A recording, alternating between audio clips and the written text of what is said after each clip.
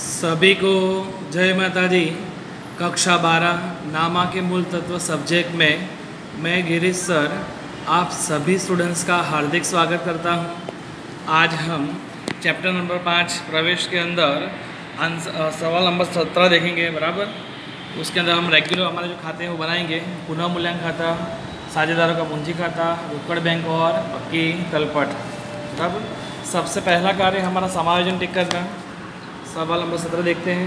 अंकिता और ऐसा 2:1 के प्रमाण में लाभ हानि बांटने वाले साझेदार है। इतना पढ़ते हैं हम आवश्यक गणना लिखेंगे कि साझेदार कौन, अंकिता और ऐसा। पुराना प्रमाण क्या है, 2:1। तो 2:1 टोटल 2 और 1 3, 2/3 1/3 हुए। आगे 31/3/2016 के दिन उनकी पीढ़ी की पक्की तलपट निम्नानुसार थी। पक्की तलपट दी है। अर्पिता को 1/4/2016 के दिन नए साझेदार के रूप में प्रवेश दिया। कितने भाग में प्रवेश दिया ऐसा दिया नहीं है, पर अंकिता का प्रवेश हुआ है यहाँ पे। प्रवेश शर्तें निम्नानुसार थी। अंकिता साझेदार समायोजन टिक करेंगे नहीं, अंकिता साझेदार समायोजन टिक नहीं करेंगे, अर्पिता समायोजन टिक नहीं करेंगे। आगे दिया स्थायी संपत्ति में 10% घिसाई पात्र है। तो यहाँ कोई स्पेसिफाई संपत्ति नहीं दी है, पर स्थायी हमारे लंबे समय तक रहने वाली संपत्ति, दीर्घकालीन संपत्ति, स्थायी संपत्ति पर 10% घिसाई है। तो कौन कौन सी होगी वो देखते हैं। जैसे यंत्र दीर्घकाल तक रहता है, स्थायी संपत्ति है। फर्नीचर दीर्घकाल तक रहता है, स्थायी संपत्ति है। स्टॉक बदलता रहता है, देनदार बदलते रहते हैं, वो नहीं आएंगे। पर यंत्र और फर्नीचर हमारे स्थायी संपत्ति, उसमें हमने टिक किया। सभी देनदार साहूकार है, तो देनदार में टिक करेंगे हम। नेक्स्ट बीमा प्रीमियम के चुकाए 12,000 में से 2400 आने वाले वर्ष के खाते ले जाना है, तो वो बीमा प्रीमियम का टिक करने की जरूरत नहीं है। आवश्यक खाते और पक्की तलपट तैयार कीजिए। चलो सबसे पहला कार्य हमारी एंट्री रखना। 1 बाय 1 एंट्री रखेंगे बराबर। 1 बाय 1 एंट्री। चलो फर्स्ट एंट्री हमारे पास में भी, फर्स्ट एंट्री हमारे पास में है यंत्र। ठीक है, तो इनर कॉलम में लिखेंगे 64,000, तो हम लिखेंगे यंत्र इनर कॉलम में 64,000। फर्नीचर 2 लाइन छोड़ के लिखने का इनर कॉलम में 40,000, 2 लाइन छोड़ के लिखा फर्नीचर इनर कॉलम में 40,000। स्टॉक में कोई टिक नहीं है, तो बाहर लिखेंगे स्टॉक 13,600, तो लिखेंगे स्टॉक 13,600। देनदार साहूकार है सभी, तो इसका डूबत अनामत की कोई ज़रूरत नहीं है बराबर। देनदार में हमें कुछ पीछे कहा है कि सभी देनदार साहूकार है। इसका अर्थ ये है कि इससे कोई पैसे डूबने वाले नहीं है। तो देनदार हमारे 40,000 के 40,000 वाले टिक होने के बावजूद भी उसे बाहर लिखने के 40,000 और साहूकार है, इसका डूबेंगे नहीं पैसे।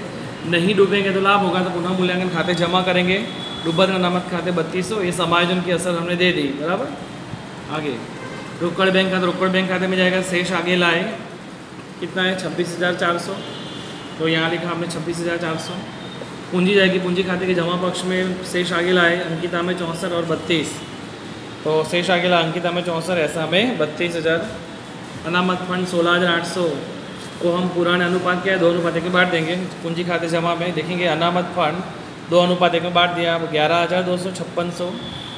लेनदार दायित्व है, तो पूंजी दायित्व में लिखेंगे लेनदार 60,000, जबकि देनी हुंडी 8,000। दायित्व में लिखेंगे देनी हुंडी 8,000। फर्स्ट सेकंड थर्ड समाज में बाद में सोल्व करते हैं। पहले देखते हैं 5 चौथा। स्थायी संपत्ति या 10% घिसाई पात्र है, तो स्थायी संपत्ति में 10% घिसाई कितनी है, तो हम स्थायी संपत्ति में यंत्र में टिक किया था, तो यंत्र में माइनस करेंगे 10% घिसाई। 64 का 10% 6400 घटा दिया, बाहर लिखा। फर्नीचर भी स्थायी संपत्ति, उस पर भी 10% घिसाई गिनेंगे 4,000, घटा दिया, बाहर लिखा। यंत्र और फर्नीचर में घिसाई होने से कमी होगी, नुकसान होगा। पुनः मूल्यांकन खाते उधार यंत्र खाते, यंत्र में कितनी घिसाई आई 6400, तो 6400 लिखा। फर्नीचर खाते, तो फर्नीचर में कितनी घिसाई आई 4,000, तो फर्नीचर में लिखा 4,000। आगे था ये सभी देनदार साहूकार है, तो देनदार का समाज अभी मैंने समझाया। देनदार साहूकार है, तो 40 के 40 बाहर लिखे और नहीं डूबेंगे पैसे। साहूकार के मीनिंग सब सद्धर देनदार है, डूबेंगे नहीं, डूबत रहने ही नहीं होगा। तो जो डूबत रहना बुक में था, तो पुनः मूल्यांकन खाते क्या कर देंगे, जमा कर देंगे। इसे पुनः मूल्यांकन खाते जमा में लिखेंगे डूबत अनामत खाते 3200। और छठा समायोजन बीमा प्रीमियम की चुकाए 12,000 में से 2400 जो है वो आने वाले वर्ष में ले जाना है। आने वाले वर्ष में ले माना अग्रिम चुकाया होगा, अग्रिम चुकाया हमारा लेना बनता है, तो संपत्ति लेना में लिखेंगे 2400 की रकम देखेंगे। अग्रिम चुकाया बीमा प्रीमियम 2400, अग्रिम चुकाया तो अभी हमारा लेना है, अभी कोई चुकाना नहीं है, तो हमारा लाभ हुआ। पुनः मूल्यांकन खाते क्या करेंगे जमा, पक्ष में लिखेंगे अग्रिम चुकाया बीमा प्रीमियम 2400। बराबर, हमने समायोजन नंबर 4, 5, 6 समझा दिए। अब हम आते समायोजन फर्स्ट की ओर। अंकिता अपने भाग में से 1/12 भाग और ऐसा अपने भाग में से 1/6 भाग अर्पिता को देगी। कौन किसको दे रहा है? तो अंकिता अपने भाग में से 1/12 भाग अपने भाग में से है और ऐसा भी अपने भाग में से 1/6 भाग अर्पिता को देगी। अंकिता और ऐसा पुराने साझेदार नए साझेदार कुछ दे रहे, तो त्याग का भाग हुआ। क्या हुआ? त्याग का भाग। तो अंकिता कितना त्याग कर रही है? त्याग का भाग लिखेंगे हम, गणना में आएंगे। अंकिता दे रही है 1/12, तो लिखा 1/12 अंकिता का 1/12। जबकि ऐसा कितना दे रही है? 1/6 भाग, तो ऐसा का दे रहे हैं 1/6 त्याग का भाग है। पर यहाँ हर समान नहीं, तो हर समान करने पर तो यहाँ 12 है, तो यहाँ 12 लाने के लिए क्या करेंगे? 2 ऊपर नीचे 2 से गुणा करेंगे। बराबर, 2 से गुणा करेंगे तो क्या आएगा? ऊपर भी 2 नीचे भी 2 से गुणा करो तो क्या आएगा? 2 एकम 2 और 6 दूनी 12। मैं इसका अर्थ ये है त्याग का भाग आया 1/12 और 2/12। बराबर, ये त्याग के भाग पर से हमें नए साझेदार का अर्पिता का यहाँ कोई भाग नहीं दिया था, तो हमें नया साझेदार जो है कौन है? अर्पिता। तो नया साझेदार अर्पिता का हमें भाग मिलेगा। अर्पिता का भाग बराबर कुल त्याग होगा। क्या होगा? कुल त्याग। मैंने 1/12 और 2/12 को जोड़ दोगे, क्योंकि अंकिता और ऐसा दोनों अर्पिता के पक्ष में त्याग करेंगे, तो अर्पिता का टोटल ये भाग मिलेगा हमें। तो कुल भाग, कुल त्याग, तो 1/12 और इसका कितना था? 2/12। टोटल करोगे कितना आएगा? 3/12। इसका अर्थ है 1/4। इसका अर्थ ये है अर्पिता का जो भाग है वो 1/4 है। आगे दिया है अर्पिता अपने भाग के अनुसार प्रमाणसर पूंजी लाएगी। तो अर्पिता पूंजी लाने वाली है, तो पूंजी का खाता जब बंद करेंगे तब देखेंगे। आगे अर्पिता अपने भाग की ख्याति रोकड़ में लाएगी। अच्छी बात है। अगर ख्याति रोकड़ में लाएगी तो कितनी एंट्री होती है? 2। रोकड़ खाते उधार, ख्याति के प्रीमियम खाते जमा, और ख्याति के प्रीमियम खाते उधार पुराने साझेदार के पूंजी खाते जमा त्याग के अनुपात में। कितनी ख्याति लाएगी? तो आगे लिखा है कि पेढ़ी की ख्याति का मूल्यांकन तो 90,000 का किया है। पेढ़ी की ख्याति दी है, तो इस पेढ़ी की ख्याति के पर से हमें किसकी ख्याति निकालनी पड़ेगी? हमें अर्पिता की। तो निकालते हैं अर्पिता की ख्याति इज इक्वल टू पेढ़ी की ख्याति कितने हैं? 90,000। तो 90,000 गुणा अर्पिता की ख्याति निकालेंगे। अर्पिता का भाग कितना निकाला हमने? 1/4 गुणा करेंगे, कितनी ख्याति आई? 22,500। बराबर है। तो ख्याति रोकड़ में लाएंगे तो क्या एंट्री होगी? रोकड़ खाते उधार, ख्याति के प्रीमियम खाते जमा 22,500 और सेकेंड खाता बंद कर दो, क्या होगा? ख्याति के प्रीमियम खाते उधार अंकिता और ऐसा खाते जमा कर देंगे। कौन से अनुपात में? त्याग के अनुपात में। त्याग का भाग क्या दिया था? 1/2 दिया था। 1/2 मन त्याग के अनुपात में करेंगे। अब 1/2 में 1 और 2 कितने हुए? 3। तो 1/3 2/3 बांटने पर कितना आएगा? 7,500 और 15,000। तो इस ख्याति की एंट्री देते हैं, खत्म नहीं करते हैं। रोकड़ खाते उधार पक्ष में कितने लिखेंगे? 22,500 लिखेंगे। क्या नाम में? ख्याति के प्रीमियम खाते हैं। हम वही करते हैं। रोकड़ खाते के उधार पक्ष में लिखेंगे 22,500 लिखेंगे ख्याति के प्रीमियम खाते। फिर ख्याति के प्रीमियम की खतौनी नहीं होगी। अंकिता और ऐसा खाते के जमा पक्ष में लिखेंगे ख्याति के प्रीमियम। अंकिता में कितने लिखेंगे? 7,500 और ऐसा में 15,000। जमा पक्ष में अंकिता के जमा पक्ष में 7,500 और 15,000 नाम लिखेंगे ख्याति के प्रीमियम खाते। बराबर, ख्याति के प्रीमियम खाते जो हमने पहले भी सिखा दिए ख्याति की एंट्रियाँ।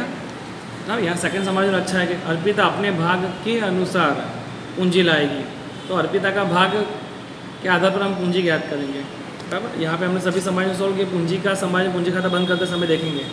अब ये 4, 5, 6 समायोजन हमने पहले ही देख लिए थे, 4, 5, 6। इसलिए अभी हम खाते बंद करने में आते हैं। सबसे पहला खाता बंद करेंगे पुनः मूल्यांकन खाता। टोटल करेंगे, जमा उधार का ज़्यादा आ रहा है, जमा में डिफरेंस निकला है जिसे कहेंगे हानि। कहाँ ले जाएंगे? पूंजी खाते। किसके किसके? अंकिता और ऐसा। कौन से अनुपात में? तो पुराने अनुपात में। कौन से अनुपात में? पुराना अनुपात। तो पुराना अनुपात कितना दिया था बुक में? 2:1। तो बांट देंगे, तो 3200 और 1600, 3200 1600 पुनः मूल्यांकन खाते जमा है, तो पूंजी खाते क्या करेंगे? उधार। अभी हम अंकिता का टोटल करेंगे 82,700 में से 3200 गए तो 79,500 आए।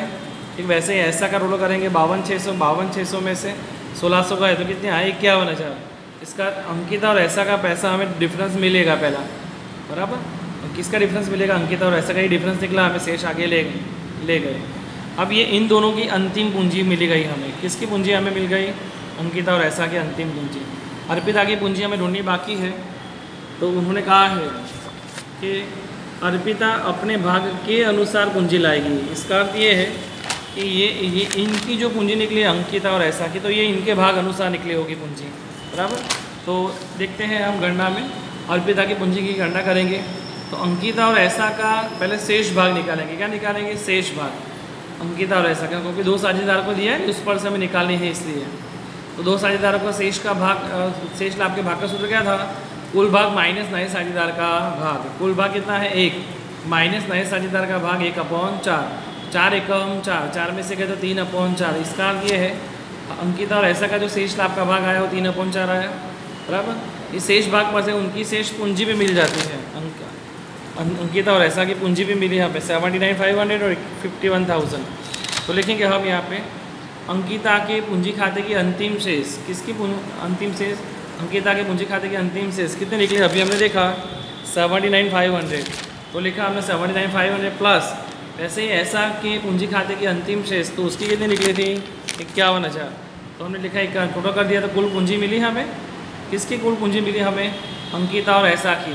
इसका तो अंकिता और ऐसा का भाग भी दिया है, अंकिता और ऐसा का भाग भी मिला, और अंकिता और ऐसा की हमें पूंजी भी मिली। तो इस पर से हमें अर्पिता की पूंजी मिल जाएगी। तो भाग पर से हमें ढूंढना क्या है? पूंजी। तो अंकिता और ऐसा का भाग कितना था? 3/4। उस पर से उनकी टोटल पूंजी कितनी मिली हमें? 31,500। ढूंढनी किसकी है? अर्पिता के भाग पर से। तो अर्पिता का भाग कितना है? उसने लिखा है बुक में कि अर्पिता अपने भाग के अनुसार पूंजी लाएगी। जैसे अर्पिता का भाग हमने अभी ढूंढा था गणना में, अर्पिता का भाग कितना आया था? 1/4। तो अर्पिता का 1/4 भाग पर कितनी, एक बार वापस से त्रि राशि देखते हैं। इन दोनों का पहले शेष भाग निकालेंगे। तो शेष भाग कितना निकला? 3/4 भाग पर इनकी शेष पूंजी भी कितनी मिली हमें? 31,500। तो अर्पिता का भाग 1/4 भाग पर कितनी पूंजी होगी? साधु देते इन दोनों का गुणा ये से भाग देंगे। तो 31,500 गुणा 1/4 भागाकार में क्या आएगा? 3/4। साधु रूप देंगे तो 1,30,500, ये तो 1/4 ऐसे रहेगा, पर ये उल्टा हो जाएगा 4/3। साधु रूप दिया कितना है? 43,500, जो किसकी पूंजी आई? अर्पिता की। अब अर्पिता रोकड़ लाएगी तो रोकड़ खाते उधार और उसके पूंजी खाते जमा। रोकड़ पूंजी लाएगी तो क्या एंट्री होगी? बराबर, रोकड़ खाते उधार अर्पिता के पूंजी खाते से कितनी पूंजी लाई? वो 43,500। 43,500 खत्म नहीं करो इसकी। रोकड़ खाते उधार में, रोकड़ खाते उधार में लिखेंगे 43,500, नाम लिखेंगे अर्पिता के पूंजी खाते, और अर्पिता के पूंजी खाते के जमा पक्ष में लिखेंगे 43,500। जमा पक्ष में लिखेंगे, नाम लिखेंगे हम उल्टा नाम क्या लिखेंगे? रोकड़ खाते। तो रोकड़ खाते लिखा, ये इसकी खतौनी। अब अर्पिता का खाता बंद करो तो ये 43,500, 43,500 कुछ घटाएंगे तो यहाँ डिफरेंस निकलेगा 43,500। अब ये तीनों का जो डिफरेंस निकला उसे पूंजी दायित्व में लिखेंगे। पूंजी खाता से अंकिता, ऐशा और अर्पिता 79,500, 51,000, 43,500 सबको लिख के टोटल किया 174,000 आया। रोकड़ बैंक खाता बंद करेंगे, डिफरेंस निकला इस और जमा में, शेष आगे ले गए। कितना है? 92,400। तो जिसे संपत्ति ऋण पक्ष में लिखेंगे रोकड़ बैंक खाता, टोटल 92,400। दोनों पक्ष टोटल करेंगे समान आएगा 2,42,000, 2,42,000, बराबर 2,42,000, 2,42,000। इस प्रकार आज का आपका आंसर है 17। इसमें जो आपका ये पुनः मूल्यांकन खाता है, उसी प्रकार साझेदारों का पूंजी खाता, रोकड़ बैंक खाता, पक्की तल पर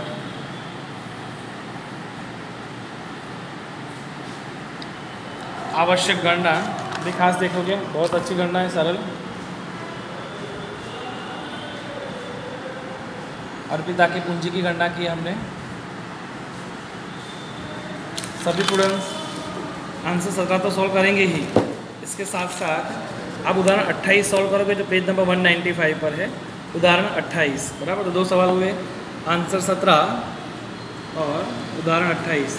उदाहरण 28 के अंदर उन्होंने जैसे मैंने अभी सवाल सीखा वैसे उन्होंने पूरी गणना भी दी है, बराबर है। तो आप अच्छी तरह से समझ के सॉल्व करोगे तो आपको समझ में आ ही जाएगा। ओके बेटा, सभी को जय माता दी।